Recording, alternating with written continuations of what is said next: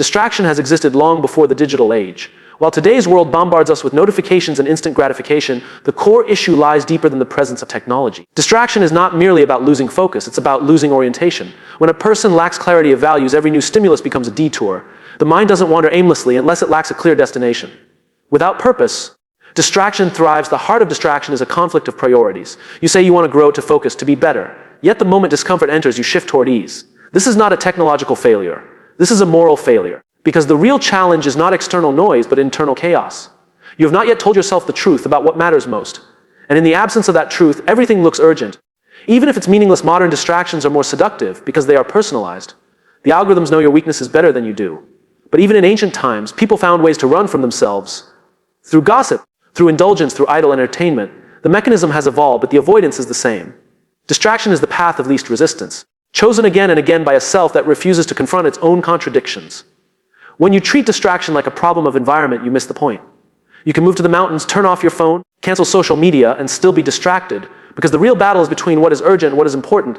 The urgent screams louder, but the important demands discipline. If you have not made a moral contract with yourself to serve what is important, you will always give in to what is loud. Every time you choose distraction, you are making a moral decision. You are deciding that what you want right now is more important than who you could become, that your comfort matters more than your conscience. And that is not neutral. That is a value judgment, whether you realize it or not. And if you keep making that trade, you lose the ability to aim. You become scattered, not just in focus, but in identity. The reason you can't sit with your thoughts isn't because you're too busy. It's because you're afraid of what they will tell you. Distraction is often a defense against inner confrontation.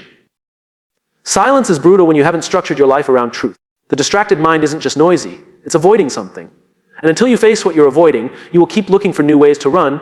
To resist distraction is not merely about attention management. It's about character formation. You don't build focus by downloading apps or rearranging your desk. You build it by aligning your actions with your highest values. That means saying no when it's inconvenient. That means confronting the discomfort of focus. That means recognizing that every moment of resistance is not just about getting more done, but about becoming someone who can carry responsibility. Distraction is the default setting of the unexamined life. If you don't take a hard look at what you believe and why you exist, you will always choose the path of least resistance. And the longer you go down that path, the harder it is to remember why you should have walked another way. What you give your attention to is what you become. The mind is not a passive observer, it is a builder. Every thought you repeat, every image you dwell on, every emotion you rehearse lays down mental architecture. And like any structure, the mind grows stronger in the direction it's used most. You do not simply have thoughts, you are shaped by them. Over time, they become habits of perception, reflexes of interpretation, and the blueprint for how you respond to the world. If you consistently attend to bitterness, your mind begins to organize itself around grievance. If you nurture resentment, you will start to see enemies where there are none. If you obsess over your failures, your brain will be trained to anticipate loss. This isn't mysticism, it's neurology. Neural pathways strengthen with repetition. You fire the same circuits, they wire tighter. The mind is plastic, and attention is the sculptor. Modern distractions exploit this mechanism.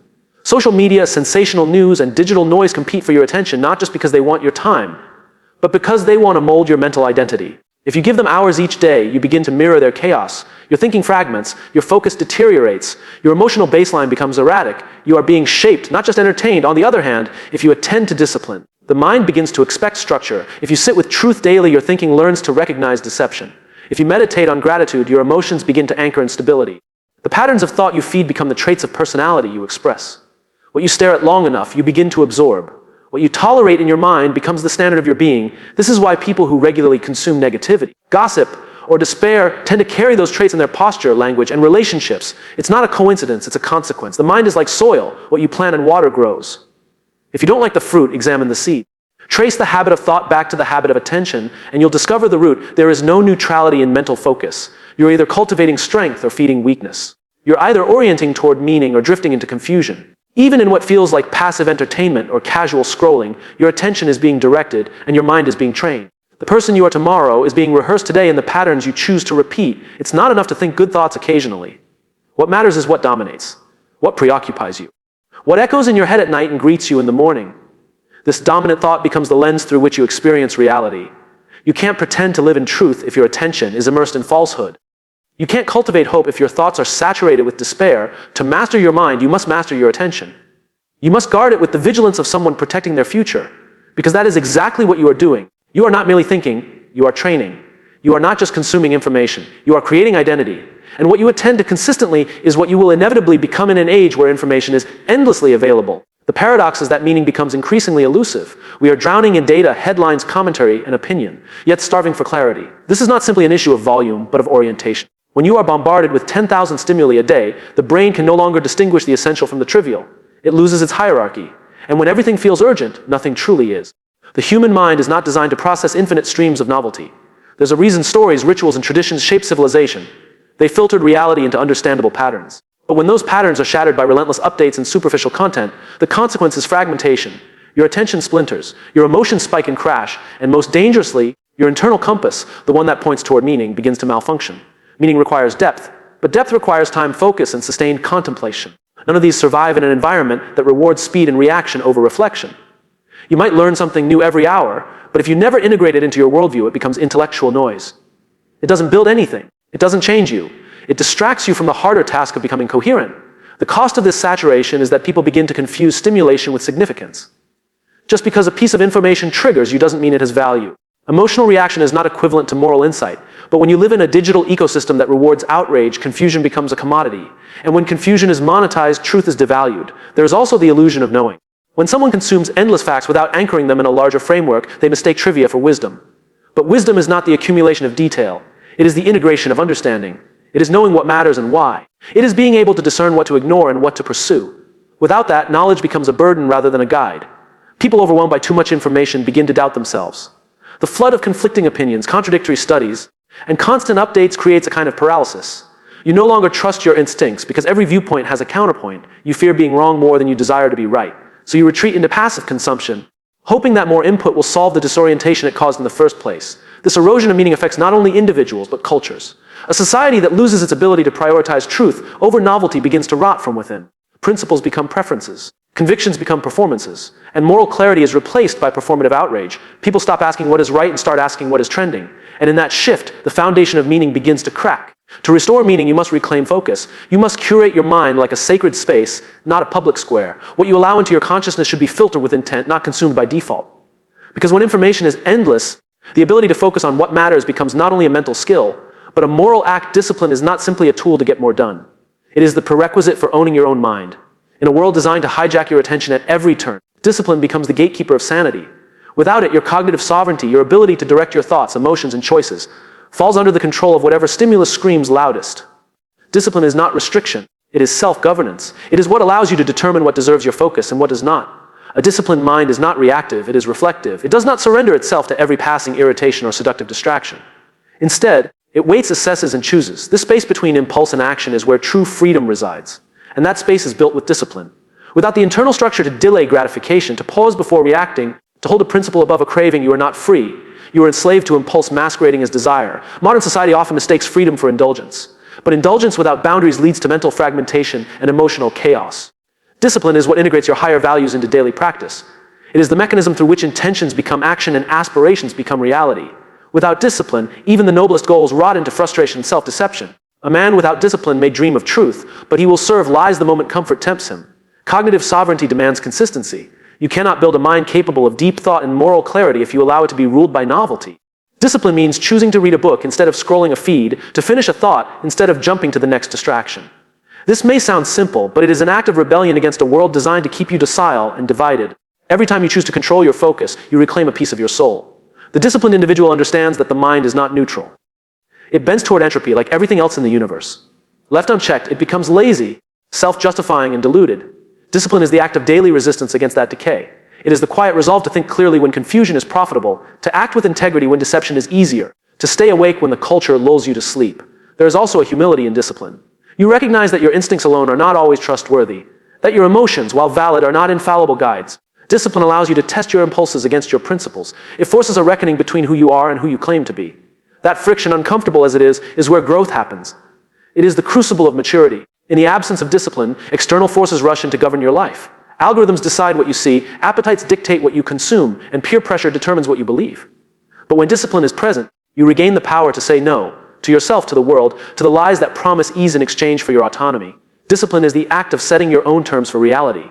And this is why discipline is not about punishment, but about alignment. It aligns your life with what you say matters. It gives weight to your words and form to your values. It allows your mind to operate not as a hostage of your environment, but as a sovereign entity capable of focused clarity and deliberate action Routines are not dull repetitions of action, they are sacred architecture for a focused life. In a world that constantly pulls your attention 100 directions, routines offer structure, form that shapes function. They are the daily scaffolding upon which intention is built.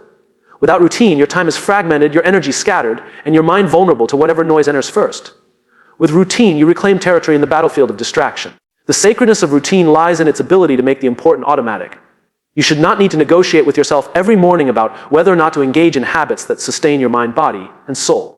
A well-designed routine removes the burden of decision, making and frees cognitive energy for deeper, more meaningful work. It is a system that honors discipline through repetition and removes chaos through predictability. Focus is not a resource you stumble into.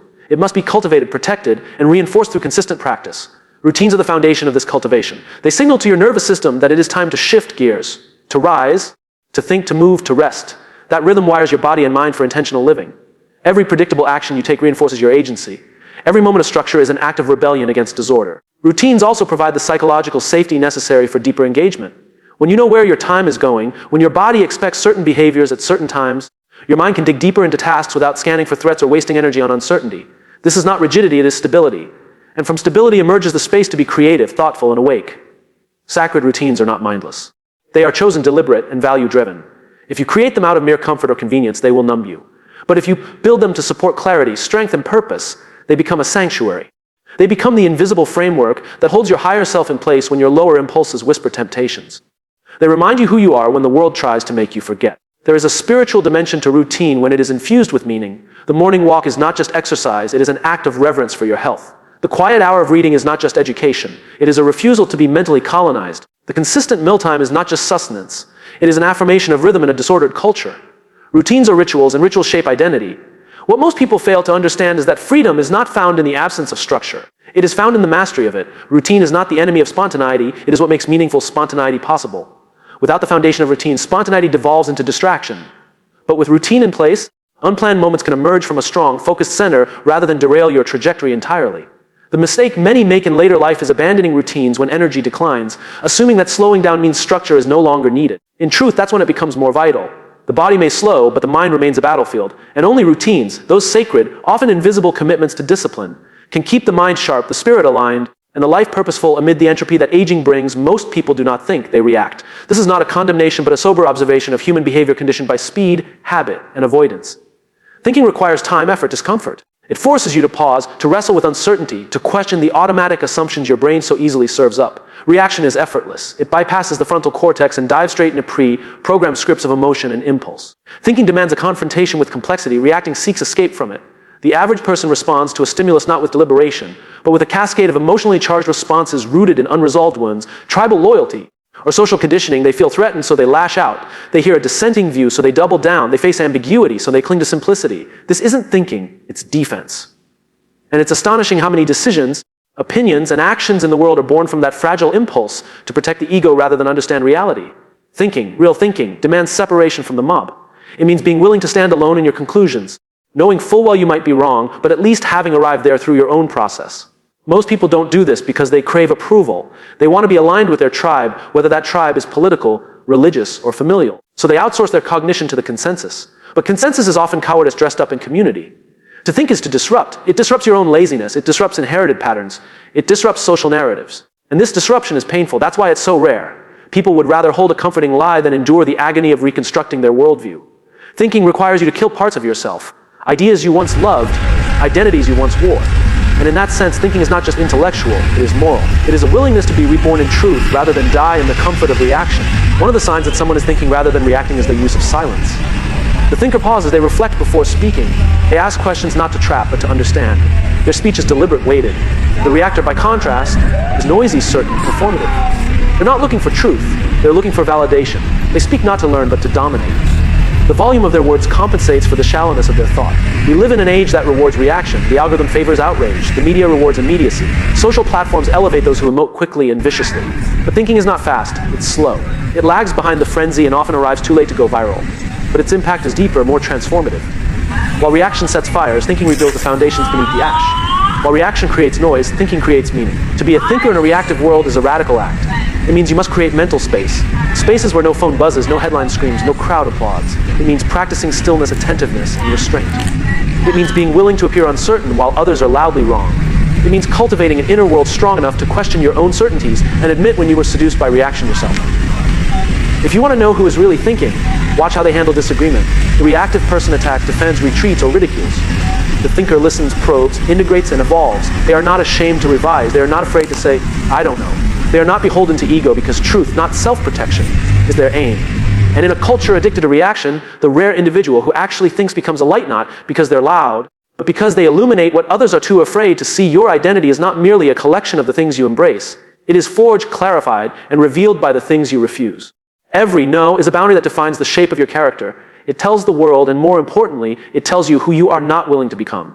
In a culture obsessed with accumulation, saying no is an act of resistance. It pushes back against the chaos of infinite options and invites the clarity that comes from commitment. When you say no to certain behaviors, environments, or people, you're not just avoiding discomfort or conflict. You're sculpting your values into action. Each refusal reinforces discipline. Each line drawn in the sand becomes a moral framework. Identity doesn't emerge from passive existence. It emerges from the tension between what is offered and what is rejected. And the integrity of that tension determines how grounded and trustworthy a person becomes. Many people think that identity is discovered as if it's buried deep inside waiting to be unearthed. But the truth is that identity is often built, piece by piece, through daily choices. And one of the most powerful choices you can make is to say no to what compromises your soul. Every time you choose not to gossip, not to lie, not to indulge in self-pity or laziness, you reinforce who you are. Identity is not only what you stand for, it's what you're willing to walk away from. The people who struggle with identity the most are often the ones who have never learned to say no. They drift, easily influenced by others, carried along by trends, by pressure, by approval seeking. Their lives are a reaction, not a stance. They accumulate roles, relationships, and obligations, but these attachments don't define them. They blur them. They dilute their essence. It is only when you begin to strip away what is not yours, what is imposed, what is hollow, that you begin to see the shape of your real self. No is an uncomfortable word for many because it creates friction. It causes disappointment, and with that comes guilt. But that discomfort is the cost of authenticity. If you avoid conflict by always saying yes, you trade peace for approval. You become agreeable but empty. At some point, the discomfort of boundary setting must be faced, or your identity remains at the mercy of whatever or whoever shouts loudest. There is also an internal no that must be developed, the refusal to believe every thought, follow every impulse, or indulge every emotion. Discipline is the inner architecture of identity, and it begins by denying what weakens you. You must say no to victimhood when life gets hard, no to blame when others fail you, no to indulgence when effort is required. These refusals are not repression, they are refinement. They are what give shape to the self in a chaotic, indulgent world. It's not enough to say yes to good things if you are unwilling to reject the corrosive ones. You can't claim to value honesty while tolerating deception in your relationships. You can't say you value health while consistently saying yes to self-destructive habits. Every yes without a corresponding no becomes hollow. It's only in that tension between the embrace and the refusal that character becomes visible and real. Ultimately, what you say no to will reveal your priorities more clearly than what you say yes to. It's easy to claim virtues in theory, much harder to defend them in action when it costs you something. The world will test your boundaries repeatedly. The strength and clarity of your identity will be measured by whether your no is strong enough to hold under pressure, or whether it bends for the sake of comfort, popularity, or ease. True freedom is not the absence of limits. It is the result of choosing the right ones. The modern notion that freedom means doing whatever you want, whenever you want, is both childish and self-destructive. Real freedom, the kind that leads to purpose and stability, comes only when you voluntarily place yourself under discipline. Without structure, freedom quickly turns into chaos. Without boundaries, desire becomes addiction, and liberty becomes self-sabotage. Voluntary constraint is the act of saying, I could do that, but I won't. That restraint is not weakness, it's power. When you limit yourself, not because someone else imposed it, but because you see the value in it, you take control of your direction. You stop being a slave to impulse. You stop being yanked around by every fleeting feeling. Discipline allows you to choose long-term meaning over short-term gratification, and that choice is the foundation of freedom. A person who cannot control themselves is not free. They are captive to mood, to appetite, to peer pressure, to fear. They follow whatever voice is loudest, whether internal or external. The paradox is that by placing yourself under voluntary limits, you expand your range of motion in the world. You gain the capacity to pursue deeper goals. You're no longer stuck at the mercy of circumstance or emotional whim. Constraint is the soil where freedom grows. Think of the musician who practices scales for years, the writer who rewrites a single paragraph dozens of times, the athlete who drills the same movement for hours. Their performance seems effortless, almost free-floating. But it's not accidental, it's earned. That freedom of expression was purchased through countless moments of self-imposed constraint. The freedom came after the discipline, not before it. The danger in rejecting voluntary constraint is that you end up having it imposed on you by force. The person who refuses to control their spending eventually finds themselves in debt. The one who avoids structure finds life imposing painful consequences. If you don't accept the smaller discipline of a schedule, you inherit the larger chaos of disorganization. One way or another, constraint arrives. The wise make it voluntary. Freedom through constraint also applies to relationships and community. A life of total autonomy sounds ideal until you realize it's lonely, fragmented, and disconnected. Commitment, whether to a spouse, a community, or a cause, limits your options. But it expands your depth. You trade breadth for substance.